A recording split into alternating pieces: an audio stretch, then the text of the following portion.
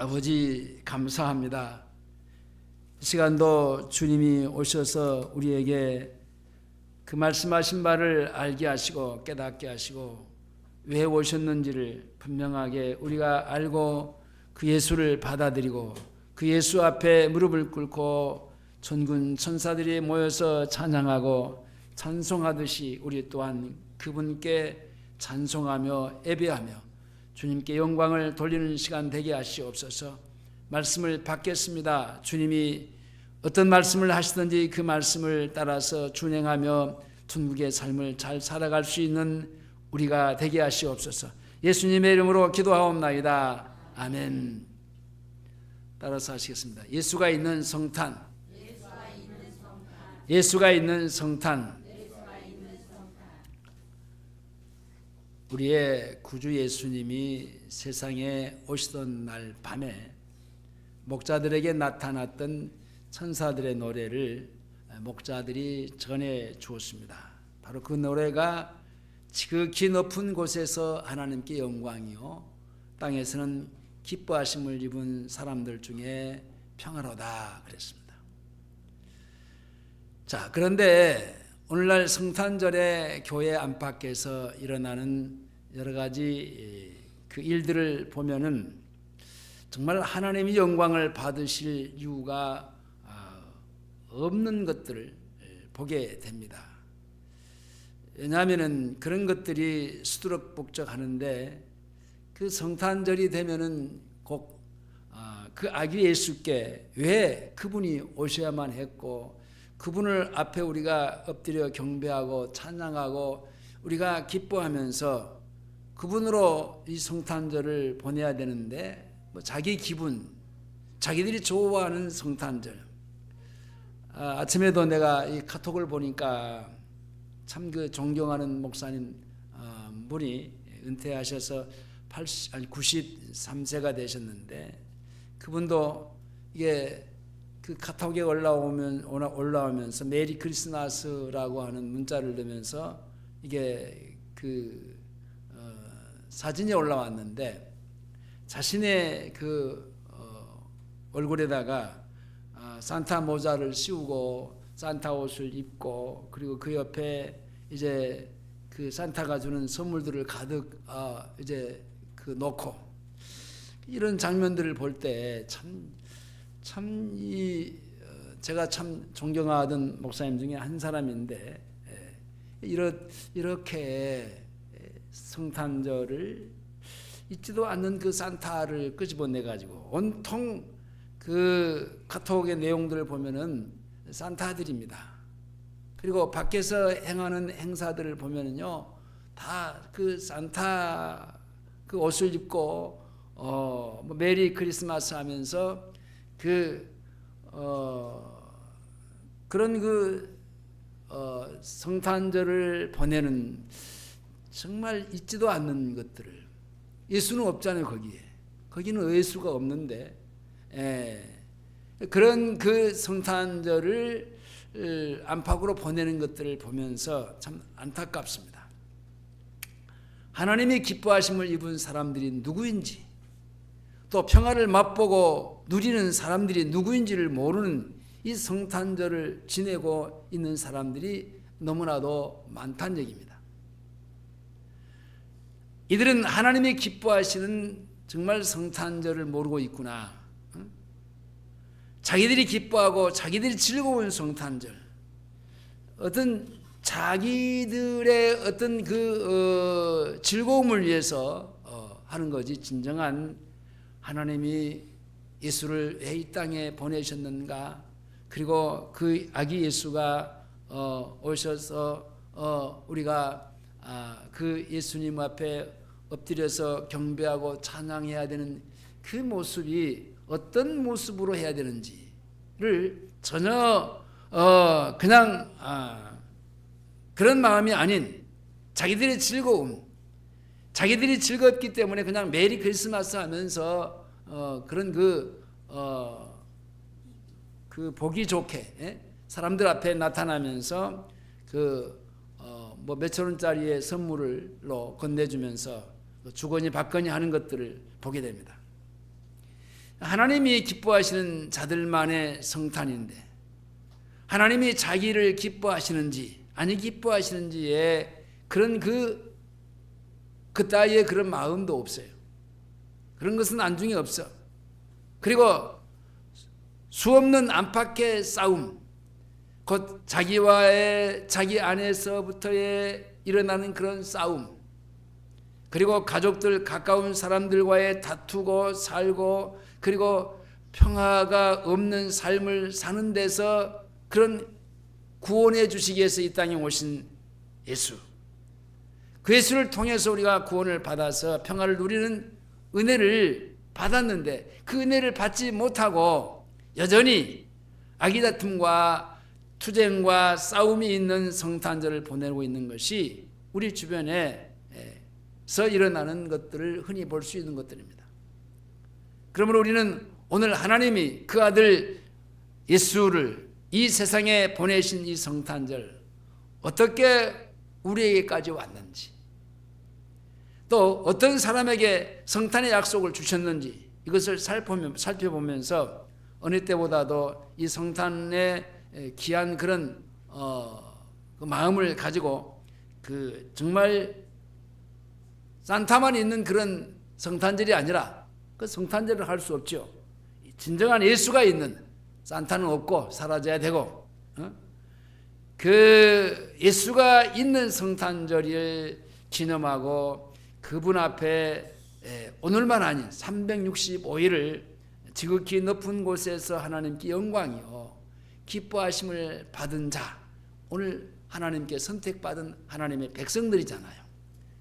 기뻐하심을 받은 하나님의 선택받은 구원받은 하나님의 사람들에게 평화를 누리는 성탄절을 사는 그리스도인들이 될 수 있기를 바랍니다. 구약에 나타난 이 성탄절의 그 시작부터 보면은요, 하와의 성탄을 볼 수 있는데 아담과 하와가 뱀의 꼬임을 받아서 죄를 짓고 영적으로 죽고 하나님과의 관계가 끊어졌잖아요. 하나님은 여자와 뱀 사이를 온수관계로 설정했습니다.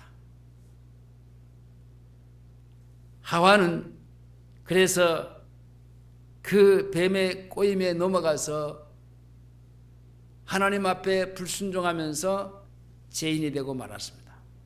하나님 입장에서 볼 때는 너무나도 참 아픈 것이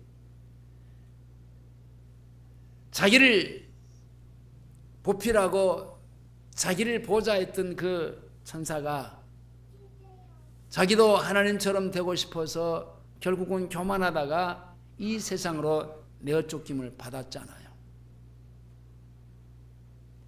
근데 자기의 비참한 그런 그 모습, 자기만 그렇게 비참할 수 없게, 자기만 비참할 수 없어서 그 하나님의 형상대로 짐을 받고 하나님을 찬양하고 그 이 세상 모든 만물을 다 만드시고 그 만물을 모든 만물을 그 인간에게 주시면서 다스리고 생육하고 번성하여 땅에 충만하라 라고 한 그 인간에게 결국은 오셔가지고 하나님과의 관계를 틀어지게 만들었어요.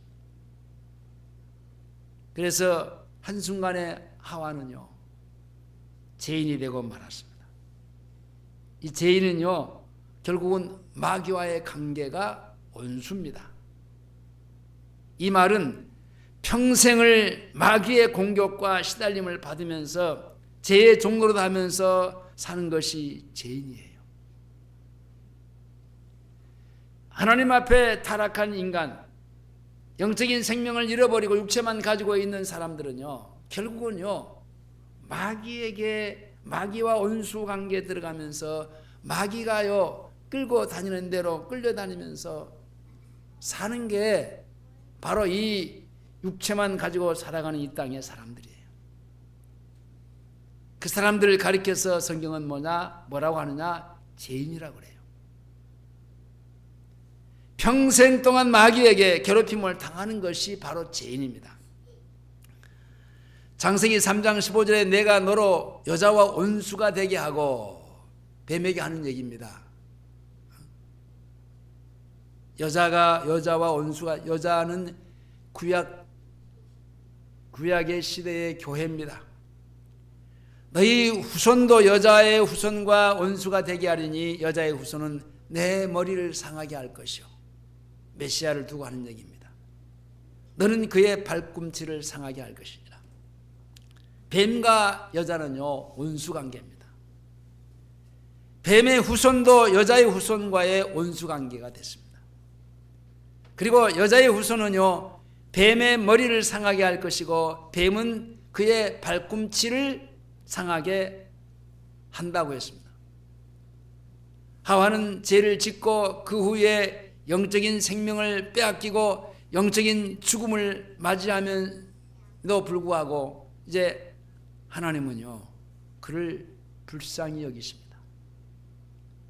그러니까 우리는 이 세상에 살아가면서 이 하나님이 관계가 틀어져 버리고 범죄함으로 말미암아 하나님을 떠났던 그 하와에게도요, 하나님이 그를 불쌍히 여겨주었어요.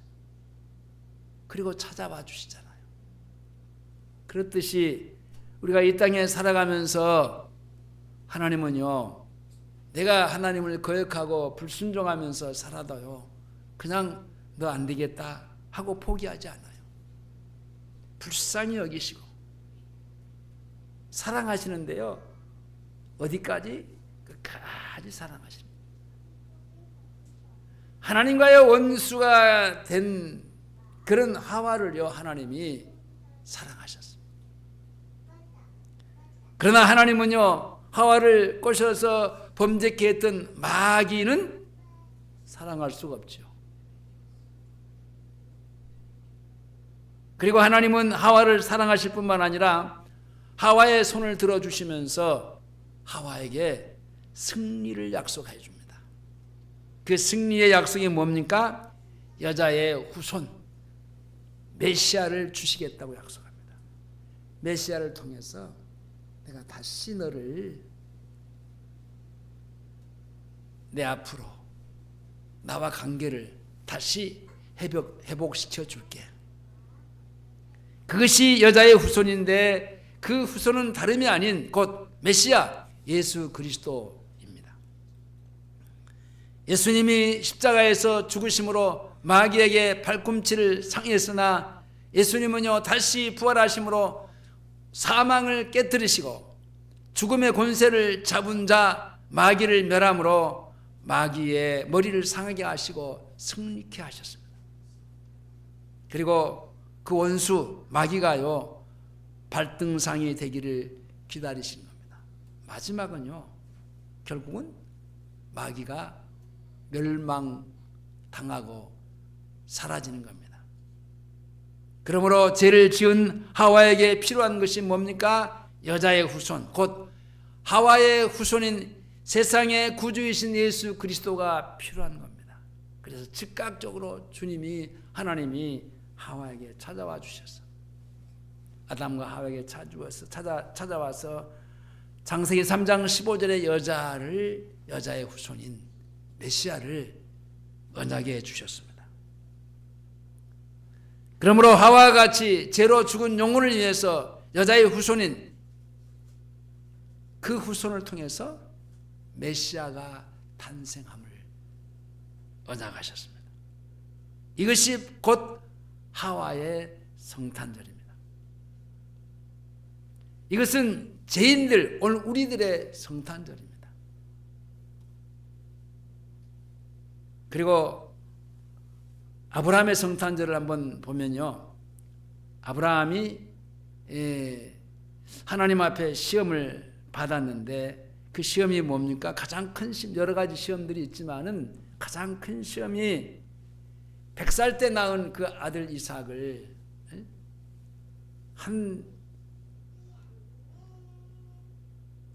그 아들을 모리아산에 끌고 가서 그 독자 이삭을 제물로 바치라는 겁니다. 이것은 지금까지 있었던 있지 못한 일이고 있을 수 없는 일이고 앞으로도 그런 일은 있을 수 없습니다. 짐승을 잡아서, 그 짐승은요 구약 시대에 죄인이 그 짐승이 내 죄값을 이제 가지고 각을 떠서 죽는 겁니다. 제사를 지내는 겁니다. 내 대신 내가 죽어야 될 내 죄값을 가지고 그 짐승이 죽는 겁니다. 근데 하나님은 사람을 잡아서 모리아산에 가서 정확하게 장소도 지정해 주었습니다. 그곳에 가서 이제 그 이삭을 제물로 바치라는 겁니다. 이것은요 우상을 섬기는 무당들이나 할 수 있는 일이에요. 근데 하나님이 어떻게 사람을, 그것도 독자 이삭을, 그것도 뭡니까? 이삭을 하나님이 그렇게 그 자신이 주시겠다고 약속하셔서 약속으로 받은 아들이잖아요. 근데 제물로 바치라는 명령입니다.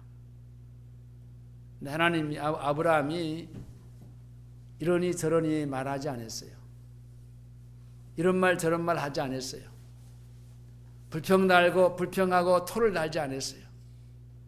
그냥 자기 아내하고도 상의하지 않고 그냥 그대로 자기 종 하나를 불러서 그 나무를 짊어지고 짊어주고 그리고 횃불을 갖고 모리아산을 향해서 3일 길을 갔습니다. 하나님은 그 아브라함이 도착해서 장작을 놓고 그 위에 아마 아들과 아버지가 그 장면, 그 아들을 묶어서 도망가지 못하도록 그러잖아요. 묶어서 그렇게 제단에 올릴 때까지의 그 아브라함도 그렇게 순종하고 그리했던 것들이 대단히 그 큰 믿음이지만요. 거기에 순종하고 순응하고 그렇게 묶여서 제단에 올라가는 그 이삭의 모습, 도망칠 수도 있어요. 아빠 왜 이러세요? 그리고 정신 나간 거 아니에요? 지금으로 말하면 혹시 치매 걸린 거 아니에요? 그럴 수 있습니다. 근데 하나님이 나를 제물로 드리라고 하십니다. 아버지 아브라함도 순종했고 그 아들 이삭도요 순종하고 제물 위에 그 제단 위에 올라간 겁니다. 이렇게 순종은 귀한 거예요. 그래놓고 이제 마지막 아브라함이 칼을 빼서 그냥 내려치려고 하는 그 순간에 아브라함아 청청벼락 같은 소리를 질러 대시면서 내려치지 못하게 합니다.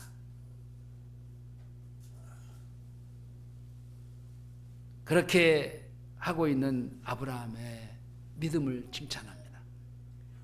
창세기 22장 12절에 사자가 가라사대 그 아이에게 내 손을 대지 말라.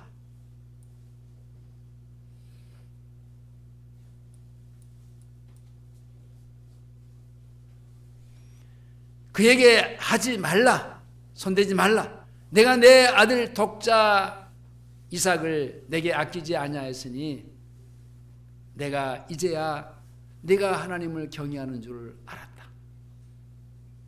손대지 못하게 합니다. 그리고 맹세하기를 아브라함에게 그 씨로 천하 만민에게 복을 얻는 약속을 합니다. 한번 창세기 22장으로 한번 보겠습니다. 창세기 22장. 하나님 앞에 정말 순종할 수 없는 그런 순종을, 극적인 순종을 하니까 하나님은요 엄청난 그 순종의 대가로 하나님은 아브라함에게 그 엄청난 대가성을 주십니다. 22장 16절에서 18절까지 16절, 17절, 18절 가라사대 시작.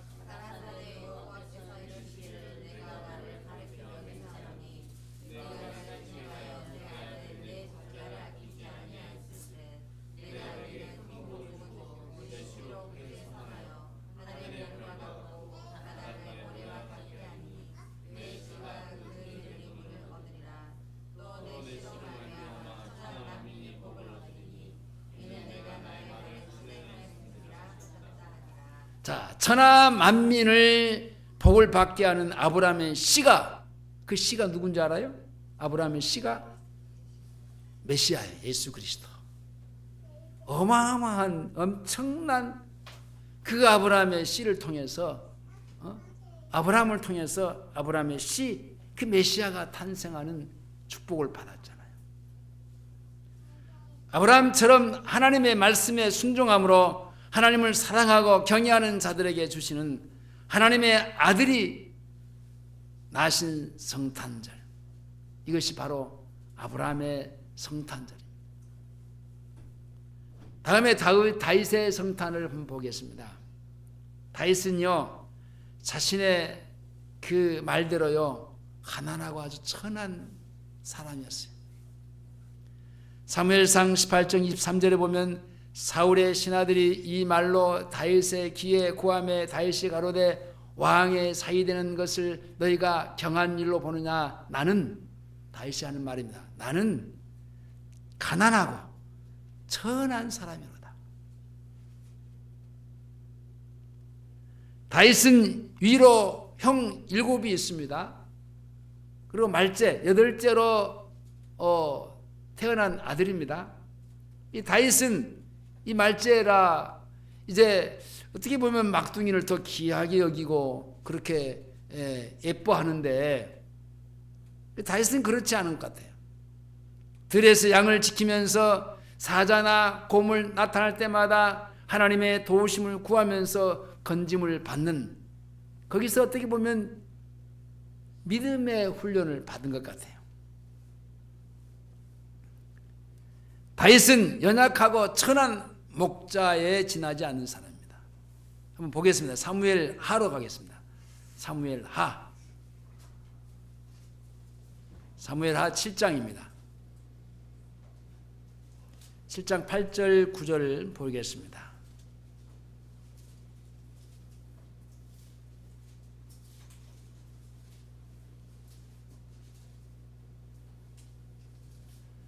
(7장 8절) 사무엘하 7장 8절 9절입니다. 다 같이 그러므로 시작.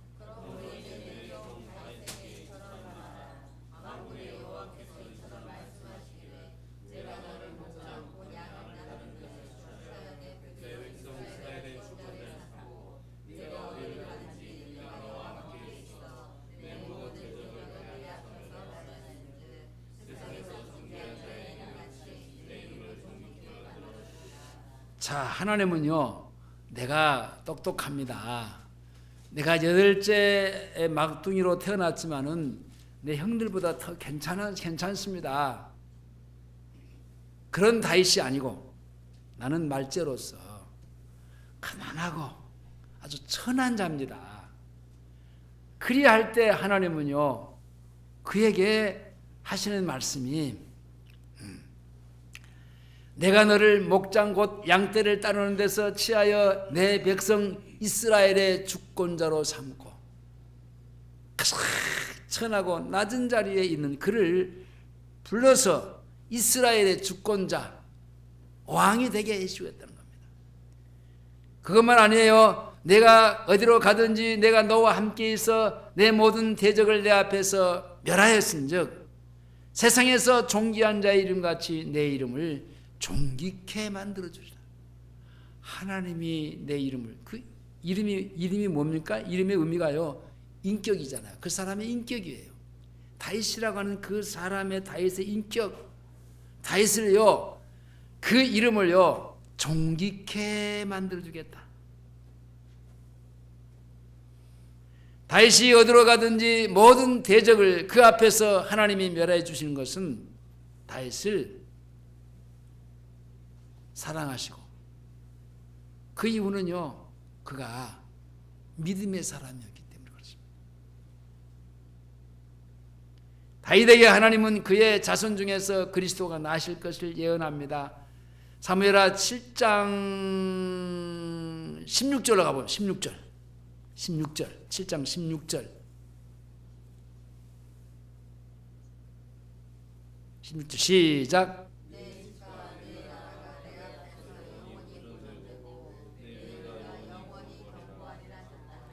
자, 내 집과 내 나라가 내 앞에서 영원히 보존되고, 영원하다는 겁니다.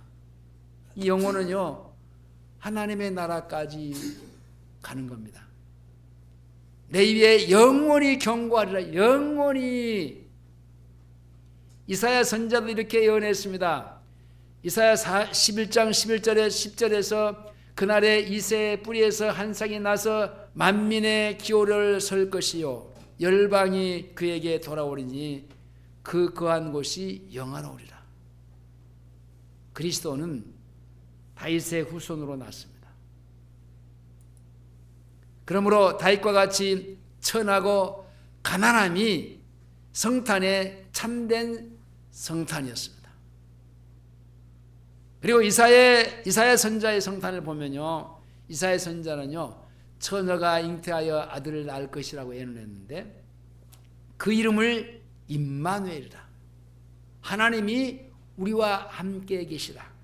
예수라고 하는 그 말의 뜻이요, 예수, 하나님이, 하늘에 계신 하나님이 이 땅에 육신을 입고 오셨을 때 부르는 이름이 예수. 근데 그 뜻이 임마누엘이라 그랬어요. 임마누엘이라. 근데 그 임마누엘이라는 뜻이 뭐냐?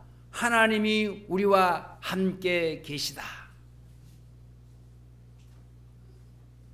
이게 하늘에 계신 그 하나님이요, 육신을 입고 왔는데 예수 임마누엘이라고 했는데 그 임마누엘은요, 하나님이 우리와 함께 계시다. 이사야 7장 14절에 그러므로 주께서 친히 징조로 너희에게 주실 것이라. 보라, 처녀가 잉태하여 아들을 낳을 것이요 그 이름을 임마누엘이라. 처녀는 남편도 없고 자식도 없는 것이 처녀입니다. 처녀는 부모밖에 없습니다. 그게 처녀입니다. 처녀가 잉태하여 아들을 낳겠다고 했는데 그 아들이 이 세상에 오실 메시아. 아니, 처녀가 아들을 낳는다? 근데 그 처녀가 낳은 아들이 바로 메시아라는 겁니다.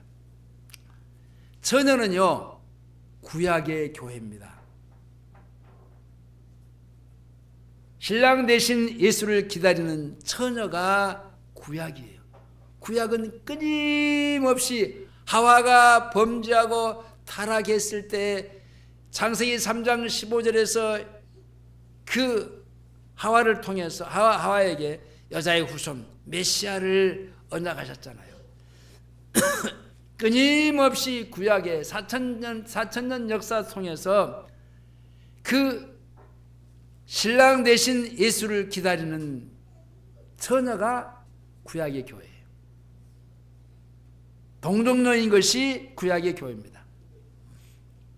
여자의 씨와 아브라함의 씨와 이삭의 싹이 바로 메시아를 가리키는 말인데 구약의 교회가 마침내 잉태하여서 아들을 낳을 것이 이 땅에 메시아가 오실 것이라는 겁니다. 이것이 이사야 선지자의 성탄입니다. 세상을 떠나 아버지 품으로 이사야 선지자는 갔습니다. 메시아가 이 땅에 오신 것을 예언하면서도 그런 약속을 받지 못하고 멀리서 보고 환영하면서 믿음을 따라 죽었습니다. 히브리서 11장 13절에 이 사람들은 다 믿음을 따라 죽었음에 약속을 받지 못하였으되 그것들을 멀리서 보고 환영하며 또 땅에서 애국인과 나그네로라 증거하였으니, 예언은 받았어.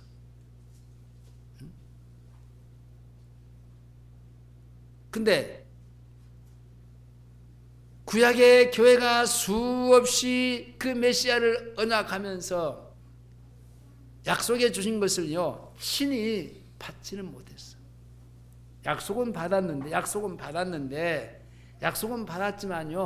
그 약속이 성취되는 것을 못 봤잖아요.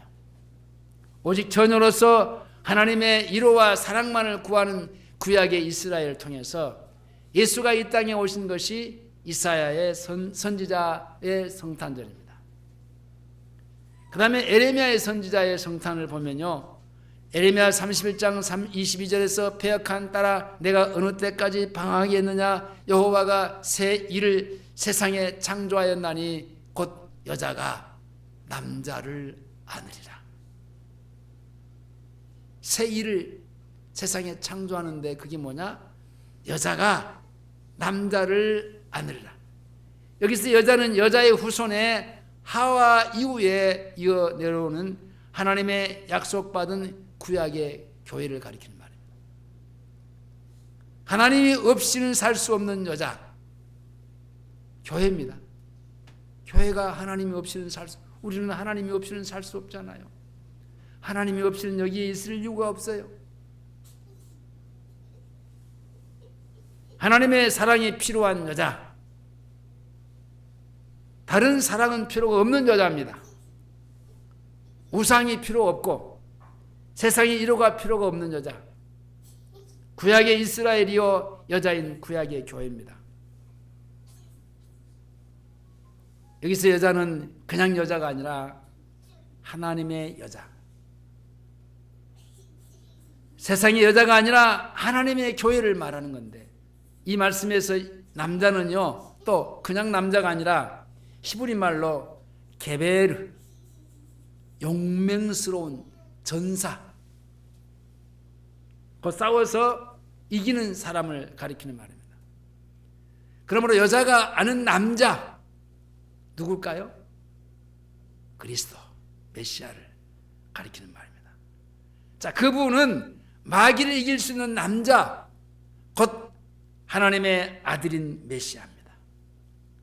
누구도 이겨낼 수 없어요. 라헬아 여기 봐. 할머니하고 까불지 말고. 여자가 아는 남자 그리스도입니다. 그분은요 마귀를 이길 수 있는 남자입니다. 이 세상에서 아무도 그 마귀를 이길 수 있는 사람은 없고 마귀를 이길 수 있는 그 무엇도 아무것도 없어요. 그런데 누구만이? 메시아, 하나님의 아들, 여자가 아는 남자 메시아만이 이길 수 있습니다. 자, 이렇게 에레미야의 성탄은 마귀와 싸워서 이기고 우리를 죄에서 구원하신 바로 예수를 가리키는 말인데, 에레미야의 성탄은 바로 구원자이신 바로 메시아 예수의 성탄을 맞았습니다. 마지막으로 이 동정녀 마리아의 성탄입니다. 여자의 후손이 아브라함의 씨를 걸쳐서 다윗의 자손과 이사야가 처녀가 낳은 아들, 그리고 에레미야가 말한 여자가 남자를 아는 성탄을 걸쳐서 마지막으로 성취된 것이 동정녀 마리아의 성탄입니다. 자, 오늘 본문 보겠습니다. 자, 누가복음으로 한번 가보겠습니다. 신약성경 누가복음 1장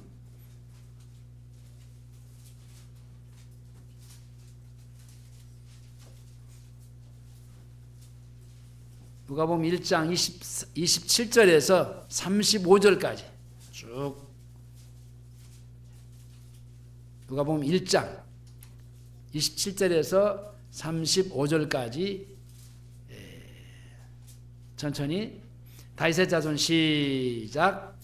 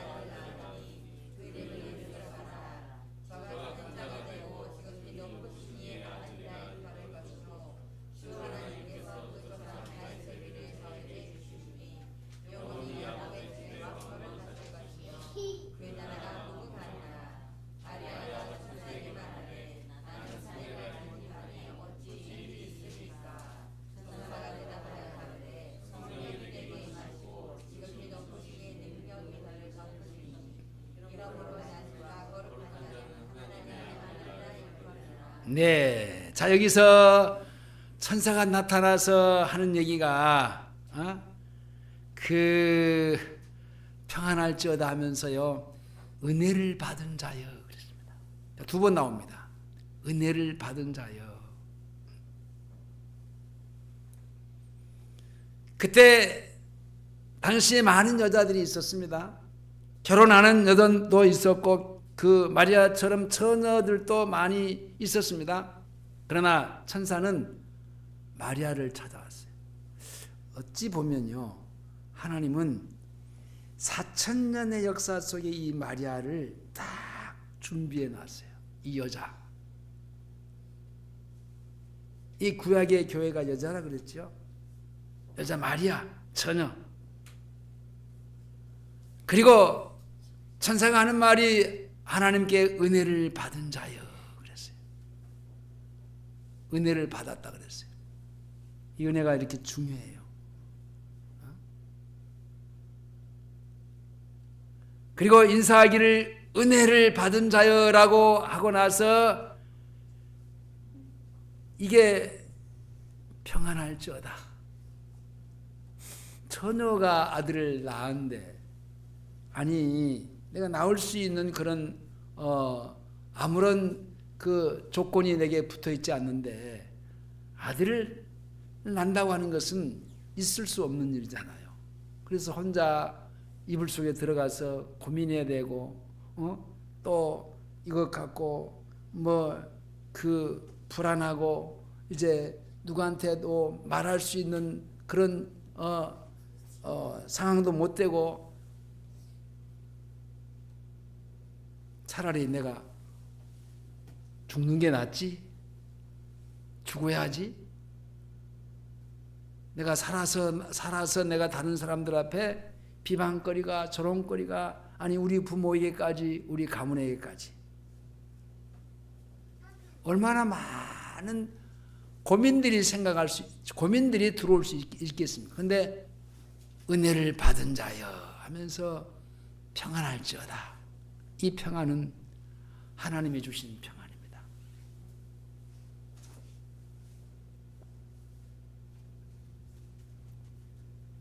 은혜를 받은 자여라고 할 때 구약의 그 다니엘에게 똑같은 동일한 말씀을 했어요. 그 70일에서 다니엘이 9장 23절에 곧 내가 기도를 시작할 쯤에 명령이 내렸으므로 이제 내게 고하려 왔느니라. 너는 크게 은총을 입은 자여, 은혜를 입은 자여. 그런즉 너는 이 일을 생각하고, 이 일이 뭡니까? 70일입니다. 490년 이후에 이 땅에 메시아가 올 것이다. 그 이상 이것을 깨달으라 라는 겁니다. 이 말을 하기 전에 천사가 그에게 너는 크게 은총을 입은 자라 그랬어요. 우리에게도요, 하나님의 은혜가 필요한 사람들이에요. 은총을 입은 자, 은혜를 입은 자, 사랑을 받은 자라는 얘기입니다. 하나님의 관심을 받은 자라는 겁니다. 물론 하나님의 사랑은요, 크게 받은 것을 가리키는 말인데, 이 마리아의 성탄절은요, 하나님의 사랑을 받은 자들의 성탄입니다. 내가 하나님을 사랑한 게 아니고 하나님이 나를, 다윗에게 너는 크게 하나님의 은총을 받은 자여 라고 하나님의 은혜가 다윗을 향해서 왔잖아요. 마리아에게 천사가 나타나서 하나님의 은혜를 받은 자요, 하나님이 찾아왔습니다. 하나님의 사랑을 받은 자들의 바로 그 은혜가 있는 겁니다. 이 마리아의 성탄, 바로 우리의 성탄인데 은혜를 받은 자의 성탄입니다. 말씀을 맺겠습니다. 여자의 후손의 성탄은 죄인들의 성탄입니다. 아브라함의 성탄은 하나님을 사랑하고 경외하는 성탄, 순종하는 성탄. 이삭도 순종했고 아브라함도 순종했습니다. 다윗의 성탄은 뭡니까? 천하고 가난하고, 그리고 어쩌면은 자기가 자기 형들이 7이나 있지만은 자기 형들보다 가장 천하고 낮은 그 자리에 있는 다윗의 성탄이었습니다. 이사야 선지자의 성탄은요, 신랑이 필요로 한 처녀, 곧 하나님의 신랑이 되실 예수님의 사랑을 받을 처녀인 교회의 성탄입니다. 에레미야의 성탄은 사랑을 많이 받은 자의 성탄입니다. 그러나 오늘날 진정한 성탄이 앞에서 말했듯이 실종되어 버리고 말았습니다. 예수가 있는 성탄이어야 되는데 예수는 보이지 않고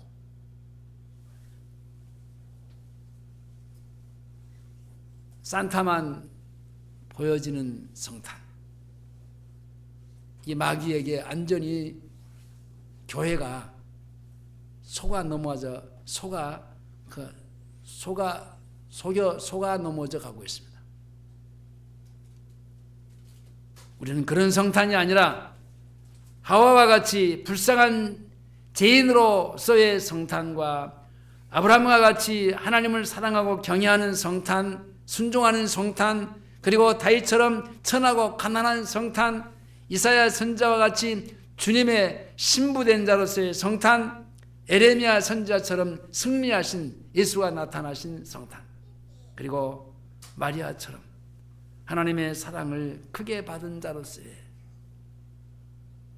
하나님의 은혜를 받은 자의 성탄.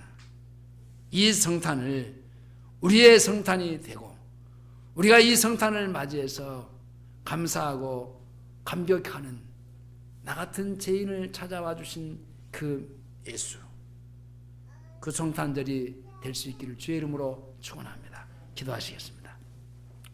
아버지 감사합니다. 천하고 버려진 자의 자리까지 찾아봐 주셔서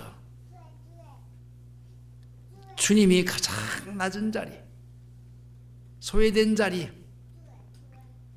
그것도 탄생할 자리가 없어서 예한간에 말구 위에서 누워있는 천한 성탄, 누구 때문이었습니까? 바로 나 같은 천하고 그리고 가난하고 버려진 자의 성탄이었습니다. 나 같은 자를 위해서 구원하시기 위해서 거기 그 자리에 그렇게 오셔야만 했습니다.